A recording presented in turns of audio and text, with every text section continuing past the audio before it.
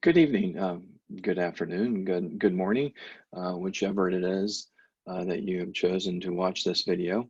If your son or daughter is in Joseph Gushanas's Language Arts 8 third period or fourth period, you are watching the right video. Again, this is Language Arts 8, and I am Joseph Gushanas. I want to introduce myself to you and give you an overview of the course and some of the expectations that we have for students in Language Arts 8. My name is Joseph Gushanas. I have been at Islander Middle School for well, um, this is my 7th year. I've been there 6 years. The first year, of course, um, I was a substitute teacher for 2 teachers who had maternity leave, and then since the second year, I have been a full-time teacher at the school. I come from Florida. I taught 8 years of middle school at Boca Raton Middle School in Florida, and I taught 15 years at AP Lit 12th grade English in Boca Raton High School. And before that, I taught a couple of years in Columbia, South Carolina at Lower Richland High School. So I've been doing this for a while. This is the first time I've ever done it in front of a screen like this. Usually I'm engaged with a classroom of parents. I think I prefer it that way, and I'm sure you guys would prefer it that way too. I moved here because of the weather and because of the food. My wife and I were tired of the hot heat and the ravages of the hurricanes that were coming through periodically in Florida. We grew up in Florida, so when we came to the Pacific Northwest one time for the summertime, we fell in love with the summer. The lack of humidity, at least in the Seattle area, and at least where I am, the lack of mosquitoes. Mosquitoes are horrible in Florida, and they're not so bad here, at least where I am anyway. We came here, and I thought after being in Boca Raton High School that I would not find a school quite like that. A very nice school with good students and good parents. But there's no complaints here. I think Mercer Island School District is even better than Boca Raton. So I'm very pleased to be here. I think I bring a good deal of experience and knowledge into the 8th grade for students who are going on to the high school level. I have an idea of what high school requires of students in terms of the ability to comprehend their reading and to write an analysis of that comprehension. So I think I offer that for the students. I offer that experience and the wherewithal, to help them to be successful in high school. It is an English course, and the English course is, as most English courses are, they're designed to help students become better readers and writers and thinkers. A kind of side goal or ancillary goal would be for them to develop an appreciation of good literature. That's not always the case, but that's my hope as well. In fact, when I was teaching AP Lit, if you know anything about AP Lit, if you pass a certain score in AP Lit, you don't have to take college English for some colleges, a score of 3, 4, and 5. And I used to have students come to me after they pass the AP test, and they would say, "Mr. Gushanas, thanks to you, I never have to take English again." And I would go, "Well, that's not really what my goal was, but I'm happy for you anyway." So, but we want the students to become better writers and thinkers and readers, and if in addition to that they also become enamored with good literature, that's a bonus. I'm trying to go. No, not gonna go. I'm trying to change the screen here. Oh, nope, I changed a bunch of screens there. So I'm gonna go back. Sorry about that. Uh, for the most part, like I said, reading and writing is the objective, and most of the units that we will be working in. We also have critical thinking skills, speaking and listening, and of course, grammar and vocabulary. Now, we will be using certain short stories um, uh, throughout the year. We have a short story unit that we have right after we do The House on Mango Street, which is our first novel. But we do novels and plays. We have some nonfiction passages, nonfiction excerpts from books. There's a research novel, research essay at the end of the year. And of course, throughout the year, as needed, we will have lessons in grammar and vocabulary.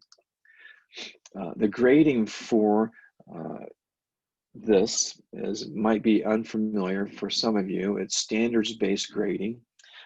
It is a grade that that evaluates how well you are doing within a particular standard.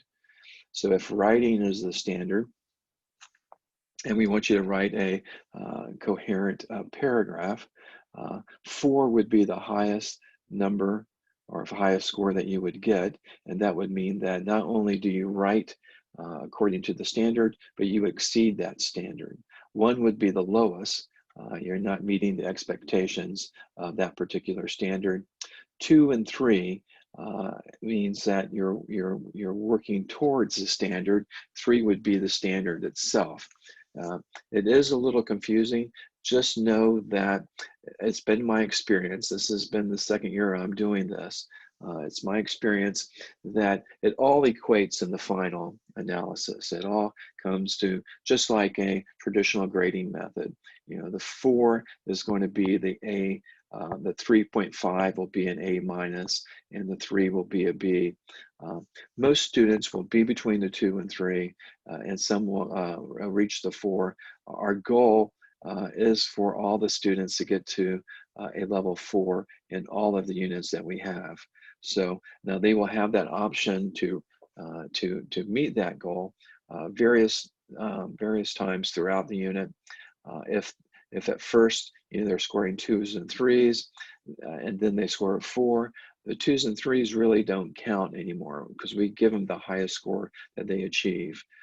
So it's a little bit different than traditional grading, in which that would be an average. So the 2, 3, and 4 would all average up, and you probably wouldn't achieve a 4. But in standards-based grading, the 2, the 3, and the 4 are the higher scores. But the 4, if you achieve the 4, then we don't count the 2s and 3s in terms of the grade.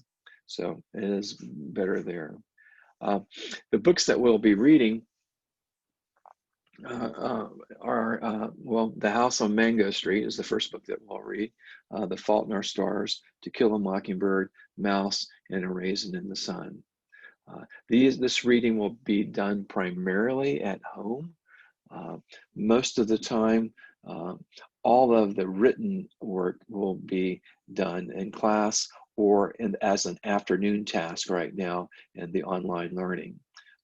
If we go back to school and we go back to on-site education, then all the writing will be in class. All the reading will take place at home.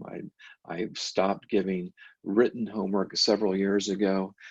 It didn't seem to be equitable for a lot of students, some who had a lot of things to do in the afternoon, some who had chaotic households to go home to, and some who had very nice, quiet places inside their house to do their work.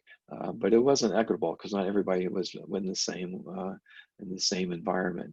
But as far as my classroom, I can control the environment, so I'd like to do the writing there.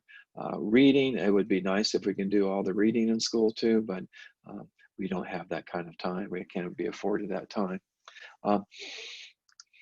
One of the things to keep in mind is as these grades go back into Skyward, to know that there will be grade marks in Schoology and grade marks in Skyward. And for the most part, since I've been here, we have not had many parents who were experts in determining the difference between Skyward and Schoology. It's always been a little bit of a quandary as, you know, what is what. My suggestion is that if I were a parent, I would not look at the Schoology grades. I say now I'm confusing people. I would not look at the Schoology grades and only focus on the Skyward grades as they come in every couple of weeks. But if there's any question, if you have any concern about the grades, the grading, the grades, how they appear in Skyward or how they appear in Schoology, let me know. We do want the kids to come prepared for class, and of course online preparation means that they log in at the appropriate time, a couple of minutes or a minute before. They have a minute before class begins, and also that they, you know, have whatever text or novel or document that's been digitally distributed to them. They have that ready to go. We want them to be responsible and do their work on time, submit their assignments on time. If they have to do makeup, submit that in a timely fashion as well. And of course, we would like all the students to behave online with courtesy, decorum, and respect. Now, all this translates also to on-site education.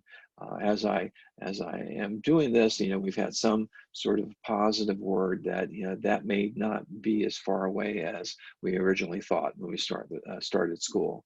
You know, it may come in a couple of months that we have some on-site education, but that remains to be seen. Anyway, I would like to invite you, if you ever have any kinds of any questions, any concerns, or just to text or email me. And when you email me, I promise you I will email you back. I will respond to your email within 5 minutes of opening your email. I learned a long time ago that if you hold back and say, "Oh, I'll answer this tomorrow," somehow or another you forget it, and sometimes that sort of breeds a kind of a concern from the person who sent the email that their question is not important, or I'm ignoring their question, or something of that sort. But no, I promise you, I will get back in touch with you if you have any questions like that and you want to email me. I hope you're having a good curriculum night, day, morning, however that works out. And again, I want to thank all the parents of Mercer Island. Like I said before, you know, I know this is a really good school district, and I know the kids are great.